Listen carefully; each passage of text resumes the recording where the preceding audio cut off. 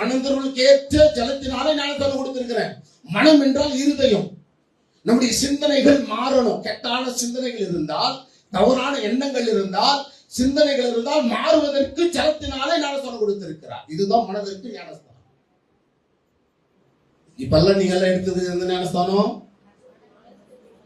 மனம் திரும்புவதற்கு. எத்தனை பேர் மனம் திரும்பினீங்கன்னு ஊழியக்காரர் தான் பட்டியலிடும். ஏன்னா வாரம் என்ன பண்றீங்க? சபதம் வரையில் ஹல்லேலூயா. ஊழியக்காரன் நான் குறை சொல்லல, நீங்க புரிந்து கொள்ளணும். நான் ஜலத்தினாலே மனம் திரும்புவதற்கு நான் ஞானஸ்தானம் எடுத்திருக்கிறேன். இருதயத்திலிருந்து தான் ஞானஸ்தானம். இது யோவான் தெளிவா சொல்லுகிறார்.